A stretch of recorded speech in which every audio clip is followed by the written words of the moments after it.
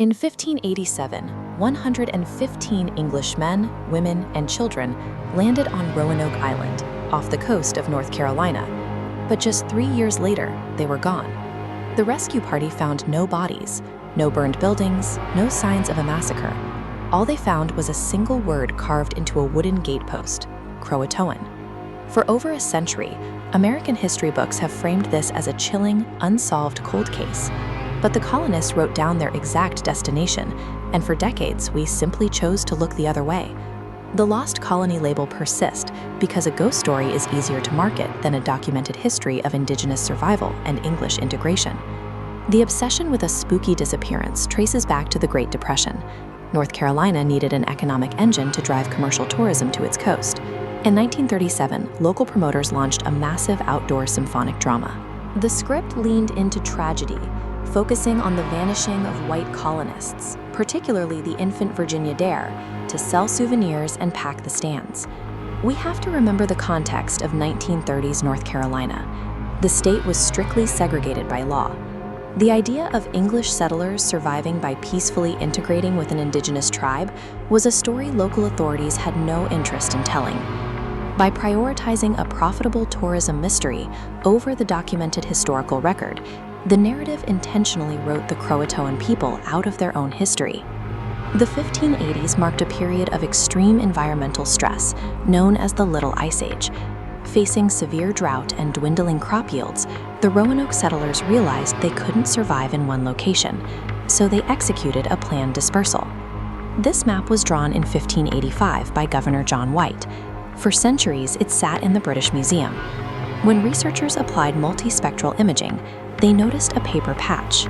Underneath was a symbol for a fort, located 50 miles inland along the Chowan River. Following the map, First Colony Foundation archaeologists began excavating specific plots in that inland region. Digging through the soil, they uncovered 16th century English borderware pottery and lead cloth seals from Germany. These artifacts date squarely to the Elizabethan era. The dirt provides physical proof that a splinter group of colonists packed up their tools, moved inland, and set up working farms. But that was only part of the colony. A second faction did exactly what the gatepost carving said. They traveled 50 miles south to Croatoan, known today as Hatteras Island, to seek refuge with their long-standing indigenous allies.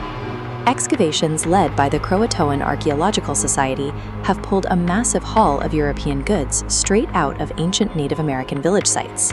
We're talking Tudor rose bridle ornaments, fragments of rapier swords, and microscopic hammerscale flakes produced by a blacksmith forge. Inside an ancient village trash pit, researchers recovered deer jawbones with lead musket balls embedded directly into the bone. This chart shows the lead's isotope data matching Elizabethan ammunition, alongside deerbone radiocarbon dates from the 1500s. The visualization reveals a clear shift. Isolated English and traditional indigenous diets merge into a blended isotopic signature, showing both groups shared the same food. The colonists didn't evaporate. They adapted to their environment and peacefully assimilated into the Croatoan tribe. While the theatrical version of Roanoke ends in an empty fort, the historical record shows a community surviving a drought-stricken winter through desperate cross-cultural cooperation. Historical narratives are stubborn, but they eventually have to bow to the physical evidence buried in the earth. These grassy trenches at Fort Raleigh aren't a monument to a supernatural vanishing act. By clinging to a theatrical mystery that sold tickets and t-shirts, we spent a century ignoring a remarkable true story of indigenous charity and human resilience. The Roanoke colonists were never lost.